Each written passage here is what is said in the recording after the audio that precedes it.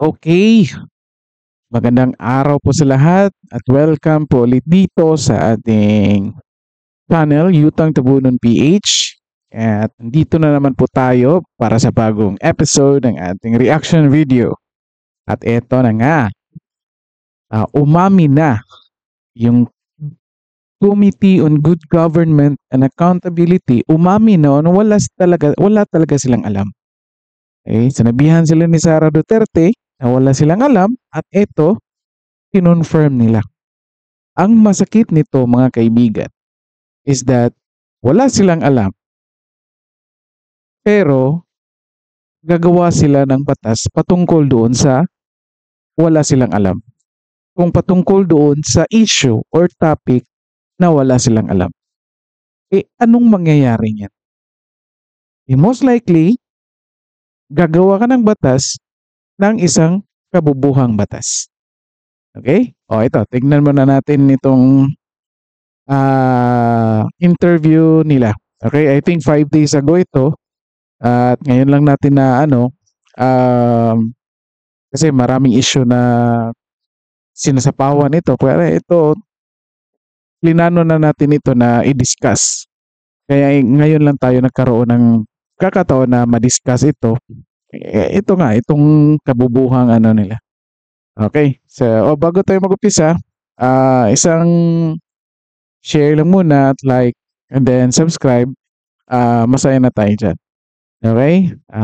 Okay, maraming salamat po. Ito na nga, umpisahan na natin. Pakinggan natin itong part lang na ito kasi mahaba ito. Itong press conference ng Committee on Good Government and Accountability. Okay, pakinggan niyo muna itong tanong.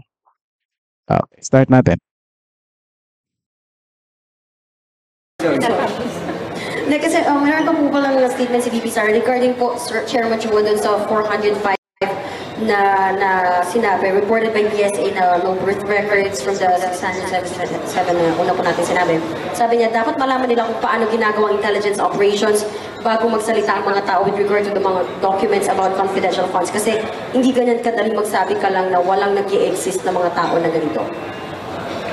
Well, hindi naman po kami ang nagsasabi na ito hindi nag-i-exist, kundi binibase lang po namin sa record na binigay sa amin ng PSA. So, based sa record ng PSA, walang mga pinanganak or na ganito yung mga pangalan. Around 405 kung hindi po ako nagkakamali. And the rest po ay maraming kapangalan. In addition to that po, Marian, the issue, I think, isn't only in how intelligence and confidential funds are expended, kung paano ginagawa yung intelligence operations. Okay, for one, yung sinasabi ko ng VP na dapat alamin po namin kung paano ginagawa yung intelligence operations. Kaya nga po kami nag-hearing eh. We had this... Di ba? Umamin eh. Umagat na sa tanong eh. Di ba? Mga kaibigan di ba? Di ba? Umamin siya. Kaya nga po kami nag-hearing eh. Basically, wala talaga silang alam kung anong mangyayari or paano ginagawa yung intelligence operation. And basically, kahit even si Sara Duterte, wala rin niyang alam kung anong ginagawa dyan or paano mag-conduct ng intelligence gathering or information yung mga AFP personnel na binigyan nila ng confidential funds. Basically kasi nga, the fact that it is confidential, the fact that it is intelligence gathering, may patungkol po dyan sa security and safety ng bansa, basically, highly classified yan yung mga operations nila. Okay? Highly classified yan. Hindi nga natin alam, kung anong ginagawa nila yan dyan. Okay? Kung paano nila kinukuha yung information. Okay? Malalaman lang natin basically kasi merong mga movies na nakikita natin na ito, halimbawa yung mga CIA related movies na itong tao ito, intelligence personnel, pasok doon bilang bilang isang member ng isang grupo. And then, a secret agent pala. Yun lang nalalaman natin. Pero, hindi yun ang kabuuhang operations ng AFP or kahit kung sino pa mang intelligence personnel kasi nga confidential. Hindi yan pinipresent kahit dyan sa mga movies kasi bawal yan or confidential yan. Pag pinipresent nila dyan lahat at makikita ng mga tao lalo na doon sa kalaban, malalaman nila kung paano nag-ooperate yung government or paano kumukuha ng information yung government. So basically, ito sila, sinabihan ni Sarah na hindi marunong or walang alam patungkol dito sa intelligence operation at ito na nga inamin. Okay? Inamin na nga nila. Okay? Ito pa. Sinasabi, kaya nga kami nag-hearing, pinatawag namin kayo. Okay? Kung gusto nyo talagang malaman kung paano nag-ooperate itong mga intelligence personnel, bakit yung mga personnel ng Office of the Vice President yung tinatawag? Or bakit hindi tinuloy or tinawag yung dalawang intelligence personnel na binigyan ng confidential funds? Okay? Ito muna kasi may papikita ako na ibang video kasi nga ito, nag-investigate sila in aid of legislation. Yan yung inuulit nila kasi in aid of legislation, nag-iimbestiga sila para gagawa sila ng batas. At ito na nga, wala silang alam patungkol dito sa intelligence operation at sila mismo yung gagawa ng batas. Kasi kung gusto mo talaga gumawa ng batas patungkol dito sa intelligence information, basically, hindi nyo tatapusin yung investigation. At ipapatawag nyo yung dalawang colonel na tumanggap ng confidential funds. Kasi sila yung nag-ooperate ng intelligence. Okay, so ito. Patuloy muna natin. Again, ulit natin ha. Inamin yan. Maraming kapangalan. In addition to that po, Marian, the issue, I think, isn't only in how intelligence and confidential funds are expended, kung paano ginagawa yung intelligence operations. Okay, for one, yung sinasabi po ng VP na dapat alamin po namin kung paano ginagawa yung intelligence operation. Kaya nga po kami nag-hearing Diba? We had this hearing to find out how it was out. dispersed. And necessarily, with the dispersal comes how the intelligence operation, how it operates. Of course, it's confidential, so we understand that there will be some distinction. But at least give us the reason why we would know or need to know paano po they would use. Kaya nga binigyan kayo ng reason na hindi nyo dapat malaman yan. Kasi nga in the first place, alam mo naman kung ano ang confidential. Kasi dyan, halimbawa, invite nyo yung personnel na nag-gather ng intelligence. Pag in-invite nyo siya, sasabihin niya, ito pong ginagawa ko, nagbabayad ako, halimbawa, nagbibenta ng taho.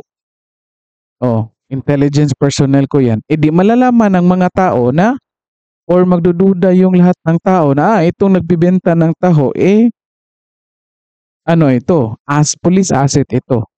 And unfortunately, that will put all taho vendors at risk. Halimbawa, pumasok, merong taho vendor, hindi police asset, hindi intelligence personnel, taho vendor talaga. For how many years na? And then, nasabi doon sa hearing. Example lang ito ha. Sinabi doon sa hearing na meron kaming police intelligence na nagpa-as if na na taho vendor. So basically, yung mga drug lords, yung mga drug pushers ng mga barangays na nandoon sa mga barangays, anyone na makikita nila na may pumapasok na taho vendor, anong iisipin? Most likely, yung mga drug pushers, drug lords, iisipin nila na itong taho vendor na ito, police asset ito. So anong mangyayari? Do you think bibilihin lang uubusin lang yung binibentang taho? di most likely papatayin ninyo yung taho vendor. Kasi nga, sinabi doon sa hearing. Example lang ito na mga cases na posibleng mangyari kapag pinapublicize nyo yan kung anong gusto nyong malaman patungkol dyan sa intelligence operation. So ito na nga, sinasabi ni Sarah, wala kayong alam. And most likely, inamin nyo naman na wala kayong alam dyan. Unfortunately, gagawa kayo ng batas ngayon at nagpo-post kayo ng batas ngayon, anong mangyayari niyan? Hindi nyo alam yung intelligence operation, gumawa kayo ng batas patungkol dito sa intelligence operation. So anong mangyayari? Di ba? Mga kaibigan, comment nyo, ano kayang outcome ng isang batas na ginawa based doon sa walang information. Diba? O paano ka gagawa ng batas kung saan hindi mo alam kung yung bagay. Hindi naman in-expect natin na alam niyo lahat kasi congressman kayo. Of course, alam naman namin meron kayong hindi nalalaman. Isa na nga ito. Okay? So basically, paano kayo magpo-propose or paano nyo ginawa yung batas patungkol dyan sa intelligence operation, wala nga kayong alam. Tuloy natin. That receipts, yung mga pseudonym if needed. But that's first po, no? But with that aside, clear naman po yung sinabi ng COA. As far as they're concerned, hindi naman po ito, I think it was Congressman Adyong who was questioning that. Hindi naman to basis to use pseudonyms. Clear in the circular, part of it is supposed to be documentary evidence of payment ng mga ERs. Dapat accurate po siya, precisely for accountability purposes. Whether or not that's how the intelligence operation operates, it still needs to, based on our circulars and based on the proceedings, it still needs the necessary documentary evidence of payment. So that's how an intelligence operation operates is separate from the accountability that follows. So I think that's the issue there. Why we're looking. Ang galing, ito, magaling lang to mag-English. Magaling din to I would say bolero ito Diba? Kasi nga, kung ikaw, naririnig mo siyang mag-English, nag-i-explain din, parang maniniwala ka talaga sa explanation niya O kapag hindi ka nag-analyze doon sa explanation niya. Okay, pag hindi ka nag-analyze doon sa explanation niya. So basically, maniniwala ka. Pero kung titignan mo, halimbawa, itong sinasabi niya, regardless of ito yung ginagawa, ito yung procedure ng intelligence operation, kailangan namin yung proof or evidence of payment. Okay? So, hindi nila iniisip na ito nga yung isa nga ito sa intelligence operation. Kaya nga, merong mga pseudonyms, meron niyang acknowledgement receipts, which was explained by Ombudsman Martires and Ping Lacson. So, in-explain na nga nila nga ito, kapag intelligence operations, walang resibo, meron lang dyan acknowledgement receipts. Sabi nga ni Ping Lacson, acknowledgement receipts lang, pseudonyms, pasok dyan sa confidential envelope, sealed yan. Okay? So ito na nga, sinasabi na nga ng Ombudsman sa ni Ping Lacson na ganito, isa ito sa ganitong klaseng operations nila, gusto pa gawin na gagawan pa ng batas na dapat mayroon talagang resibo or documents. Okay? So ito na nga, yung mga ARs with pseudonyms, yung mga documents na pinapakita kasi gusto ng accountability. Okay? Ano na mangyayari dyan? Hindi na magiging confidential funds yan. O kahit sabihin mo, dyan sa AFP or sa agencies na responsible direct responsible doon sa peace and security ng bansa. Sabihan mo yan, o dapat may ganito document. So basically, tatawanan ka dyan. Oh. Papunta tayo doon sa same example natin na taho vendor. Okay? O police na taho vendor. So most likely, bibigay ka ng budget doon para doon sa props niya. Doon sa taho na ilalako niya. Okay? O paano may kuna ng resibo? Okay? Unless yung supplier niya magbibigay ng resibo. Alam naman natin, doon sa public market, wala yan silang resibo. Pwede yan, o written lang, acknowledgement. O paano mo yan gagawa ng ano? O, ito lang, lalo na mga ordinaryong Pilipino natin, mamamayang Pilipino, na ordinaryo tayo, pag distracted tayo, nakita natin ito, narinig natin ito, magaling mag-English, o parang reasonably din, parang logical din yung explanation niya, presentation ng ideas niya, parang maniniwala talaga tayo. Oo nga, no? So, dapat meron talagang accountability. Okay? Yun nga, hindi naman yun ang question ng accountability. Kasi, in the first place, itong agency ng Office of the Vice President, inamin naman ng chief na si Sara Duterte na ako ang accountable niyan. Sila na nga nagpirma eh. Yung SDO pumirma nga kahit hindi niya alam. Basically, kung ako hindi ko alam, hindi ko pipirma.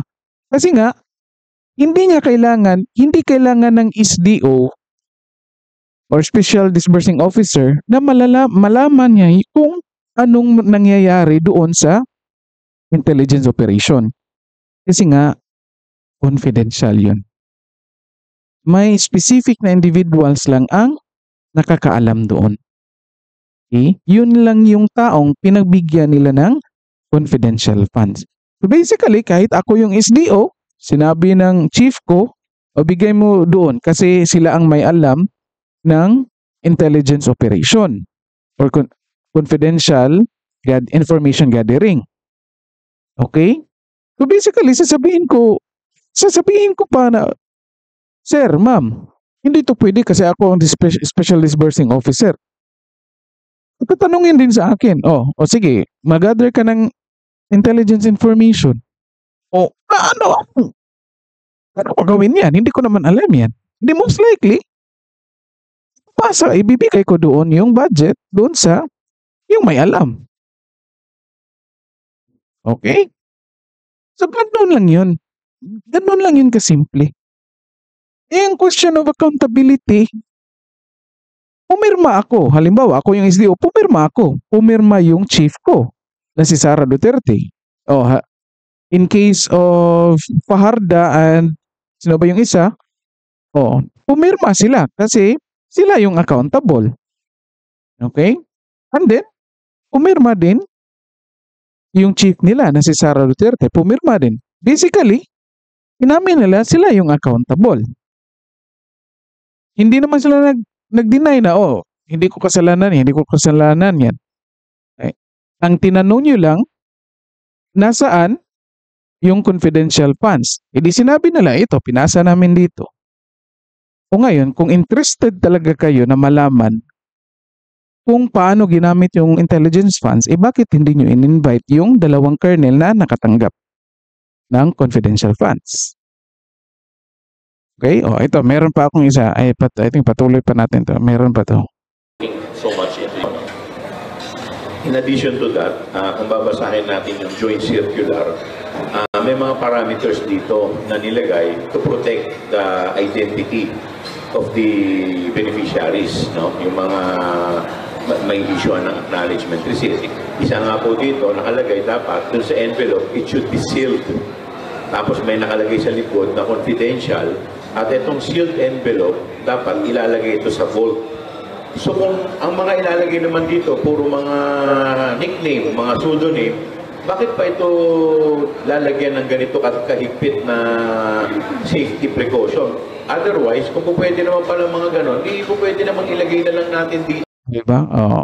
Well, kung ito si Chua, kung kikinggan mo siya, parang valid din yung argument niya. But wala talaga silang alam. No? Wala silang alam kung paano nag-operate yung intelligence or intelligence operation. At the same time, kahit doon sa COA. Okay? Isa na dapat ang COA ang magre-require niyan. Sasabihin ng COA mahigpit naman ang safekeeping namin dito. Dapat lagyan nyo yan ng tunay na identity. Okay? Tunay na identity. O kahit nga ako, pag alam ko na yung totoong identity ko, mapupunta, merong chance, kahit 0.01 chance lang yan, na malalaman ng ibang tao, aside doon sa handler ko na police or intelligence officer, most likely hindi aatras na ako. Hindi na ako magbibigay ng information. Kasi kahit 0.01 chance lang yan, the fact na merong chance yan na yung pangalan ko malalaman na any members or employees ng COA or ng government, meron din niyang chance na malalaman yan ng kalaban. Okay? So basically, aatras ako, hindi ako magbibigay ng information kasi nga, malalaman nila yung identity ko. 0.01 nga lang yung chance. Pero the fact that there's a chance na malalaman nila kasi ni-require ako magbigay ng true identity ko, hindi na lang ako magbibigay. Bakit pa ako magbibigay? Mamamatay ako. Madadama yung pamilya ko. Diba? Ito, tingnan natin isang video. Ito si Chua din, in interview. Okay? Speed up lang natin.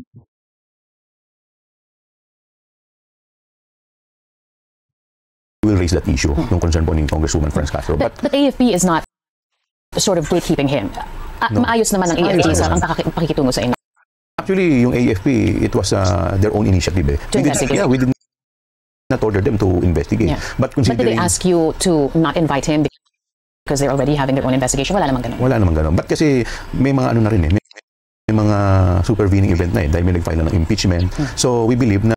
Okay, so basically, tinanong dito kay Chua, bakit hinayaan nyo yung AFP na mag-imbestiga doon sa dalawang colonel na tumanggap? Basically, sinabi ni Chua, ito na nga, initiative ito ng AFP. Bakit kaya? Ito nga, isa din to sa halimbawa or nagpapatunay, ito talaga sila, wala talaga silang alam. Okay? So basically, common sense would tell us that AFP is getting in kasi yung personnel nila yung involved. And basically, if hahayaan ng AFP na ma-question itong dalawang personnel nila dyan sa hearing nila dyan sa Committee on Good Government and Accountability na naka-live stream yan, makikita yan ng buong mundo, anong mangyayari? Yun nga sinasabi ko nung una pa lang, malalaman kung paano nag-ooperate itong AFP patungkol dito sa intelligence operation nila or intelligence gathering. So parang, confidential ito lahat ng operations, and then may in-invite silang dalawa dyan sa hearing, publicized, makikita yan ng buong tao, buong mundo, kahit anong, kasi, ang hirap kasi dyan, halimbawa, pag tinatanong nila, alam ng AFP, bawal yan, hindi nila pwedeng sagutin. Anong mangyayari? Most likely, makukontempt yung dalawa, diba? O eto na nga, kaya nga nag-intervene, kaya nga pumasok itong AFP. Unfortunately, hindi na-gets ni Chua eh. I don't know kung hindi niya na-gets kung bakit nag-intervene yung AFP, bakit nag-volunteer yung AFP na sila na mag-imbestiga. Or baka hindi lang niya permission kasi nga parang makukonfirm talaga na sila, wala talaga silang alam. Diba? Kasi ang aggressive nila nung umpisa pa lang eh. Bakit nung dumating na dito sa endpoint ng kung saan napunta yung confidential funds, bumait sila. Tinapos nila kaagad kasi nag-intervene yung AFP. Ito na nga, common sense would tell us na pinoprotektahan ng AFP yung intelligence operations nila kasi nga itong dalawa, meron itong alam. Intelligence officers ito, meron itong dinadalang mga tao na nagbibigay ng information, mga intelligence information patungkol sa mga issues na gustong resolbahin nila. Okay? At ito, hinaharangan ng AFP para kahit maliit na information na ma-share dyan sa publiko, hindi nila ma-share. Ito pinoprotektahan ng AFP. Ito lang ang problema, hindi mag-gets ng Congress ito. Ito ang problema kasi nga wala nga silang alam patungkol dito. Yan ang masakit. Ang masakit pa dito, meron silang pinopropose na batas ngayon patungkol dito sa mga operations ng AFP. Ano mangyayari nito? Ito yung AFP, silang may alam kung anong ginagawa nila. Kasi para sa akin na hindi ako pulis, pero common sense would tell us, no, hindi yan, wala yang specific pag nag-operate ka ng intelligence gathering. Kahit may guidelines na ibibigay sa iyo, most likely hindi yan mafa-follow. Kasi nga, hindi naman uniform yung lahat ng situations. Okay? Hindi naman uniform, hindi naman isang format yung lahat ng situations. Hindi naman yan one size fits all. Kaya magdidepende yung guidelines mo or paano kayo mag-ooperate depende sa project or sa kaso na inassign sa'yo. Okay, o halimbawa, na-assign ka doon sa NPA. Okay, ganitong ginawa mo. Pag inassign ka doon, sa ibang project, halimbawa dito sa mga drug lords, hindi mo, most likely, mag-iiba din yung procedures mo. Hindi the same procedures kung anong ginawa mo dito sa NPA, ganon din gagawin mo dito sa mga drug lords. Hindi malalaman ka. Bakit ibang behavior nito? Di ba? O yung iba nga dyan, sa pagkakaalam ko, halimbawa, magiging police asset ka. Halimbawa, magbibili ka ng drugs dyan. Bibili ka ng drugs. Yung iba nga, yung ibang pusher nga, hindi ka bibigyan kung hindi mo dyan gagamitin. Kaya nga, yung iba, pag drug test nila, yung ibang pulis, magpa-positive yan. Okay? Kasi nga, hindi nila, part din yan na operations nila. Okay? So, hindi ko naman sinabi yung mga pulis na nag-positive sa drugs, ganyan. Okay? Pero merong iba. Okay? Kaya nga, inimbestigahan nila. Okay? Hindi naman lahat na-dismiss. Meron naman dyan silang Ang importante lang dyan, makagather sila ng information, nakuha silang intelligence information. At ito na nga yung problema. Tingnan natin kung anong law ang ipapasa nila. In the event that this will be discussed, di ba? Yung Committee on Justice na ang papasok dito because of the impeachment proceedings. So, kami naman, siyempre, ang ano naman natin dito, ang habol natin is yung mga batas. So, yun naman talaga yung number 1 na batas na nakita namin. So, another, kahapon nakita natin na may isa pang issue na na-open, like, the reason why they're using the name, kasi di ba, nakita natin, out of 677, 405 yeah. walang birth certificate. So apparently, parang mga hindi nag-i-exist na tao itong mga to. Diba? So, ang nire-raise nilang point dito is because considering the nature of the fund, confidential, so parang gumagawa sila ng mga hindi sila required na ipangalan. But if you will But they should have supporting documents yes, to but if you prove. will look at the joint circular, yung requirement na it should be submitted in a sealed envelope. Number 1. Number 2, kailangan may nakamark na confidential and it should be put inside the vault. So, bakit may ganun katinding requirement kung puro bogus lang naman yung mga nakalagay dyan? Diba? Bakit yung sobrang safekeeping ang gagawin? So, O, di ba? O, tinatanong niya, ito pinapakita, inulit lang niya ito sa press conference nila, inulit lang niya eh. Pero ito talaga, kahit dito, hindi pa rin niya na-analyze. Bakit ganito? Okay, so basically, wala talaga silang alam kung anong nangyayari sa intelligence operation at the same time, even kahit sa COA. Okay, o, patuloy natin. Kung anong plano nila. malinaw yun sa sa joint circular eh. In any event, isa sa mga sangay propose namin na dapat siguro linawin na rin lang that the name should be it should bear the true identity. O, di ba? Ang talino nito. Di ba? Ang gandang batas niyan. Super. Parang pinag-isipan talaga ng batas. Pinag-isipan talaga nila yan. Yang klaseng batas na yan. Ano yan? Oh, gusto nila itong sa confidential intelligence funds, kapag nag-ooperate, kapag nag-liquidate ka, since ilalagay naman yan sa sealed envelope, nakalagay na confidential funds at ilalagay sa vault, i-require na nila na ilalagay yung true identity. Ano sa tingin niyo mga kaibigan? Okay? Ano sa tingin niyo? Okay ba yan? Okay. Eh, bakit mo bibigyan ng chance na ma-expose yung true identity ng mga individuals? Okay? The fact that yung envelope, kahit nandyan yan sa vault, nakasealed yan, meron na yung chance na ma-open na kahit kanino. Kaninong empleyado.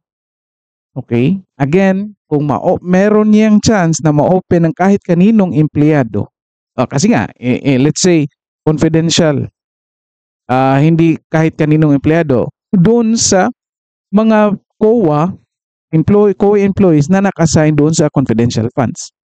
Paano mo masisigurado na walang makapasok dyan na kalaban na mag-o-open ng information na dyan? Okay?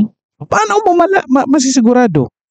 Kung ilalagay mo yan, yung true identity ng mga tao na tumanggap or mga tao na tumanggap ng funds or nagbibigay ng information doon sa mga intelligence personnel, again, binibigyan mo ng opportunity yung kalaban na malalaman nila kung sinong mga tao ang nakapasok sa kanila. Okay, again, wala tayong kasiguraduhan na yung mag-o-open ng envelopes nito or mga empleyado ng COA, wala tayong kasiguraduhan na ito lahat ay malilinis. Okay? Ang ibig lang sabihin, ang purpose niyan, Joel Chua, common sense would tell us that's for double or even triple security. Okay? O para ka lang yan naglagay ng lock sa pintuan mo, dalawa, tatlo yung ginamit mo. Okay? Kahit nga sa cellphone, merong double lock.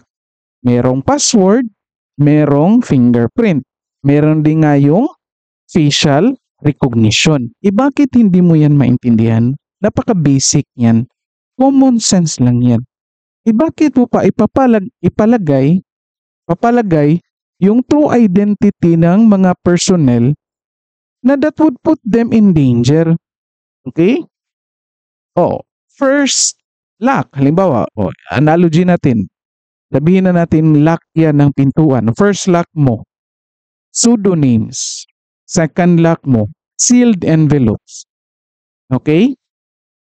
Third lock mo, nilagay mo sa vault.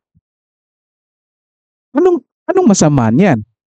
Meron kang 3 lock para sigurado na kayong intelligence personnel na nag-gather na information, hindi talaga kayo madidiscovery ng mga kalaban. Bakit mo aalisin yung isa? Okay? Bakit mo aalisin yung isa? Kasi, pseudonyms. Aalisin mo yung pseudonyms kasi nga i-require na nila ilagay yung true identity. Di mawawala itong isang lock. O di 2 na lang. Diba? Anong katangahan niyan, Joel Chua? Again, common sense would tell us na basically, lock lang yan. Lock yan. Paniguradong lock yan. Kaya ginawang 3. Ito na wala talaga kayong alam tungkol dyan. Kung gusto yung malaman talaga yan, pupunta kayo doon sa police or AFP, tanungin nyo yan kung paano sila nag-ooperate ng intelligence operation or gathering para guided kayo kung anong mga batas ang gagawin ninyo. Basically, kung ako ang AFP chief, magrereklamo ako nito. Kasi, this will anong tawag nito? Put intelligence operations at risk. Okay? Kasi nga, i-require na nila maglagay ng true identity. Di ba? Ay, nako. Ano ba naman yan? Wow. For how many weeks or sessions kayong nag-hearing dyan?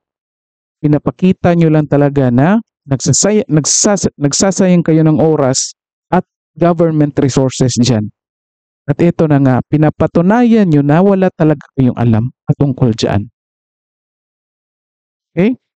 Anyway, dito na lang muna tayo mga kaibigan at paki-like and share ng video na ito para malaman ng lahat at maintindihan ng lahat and paki-subscribe na din pa sa channel natin.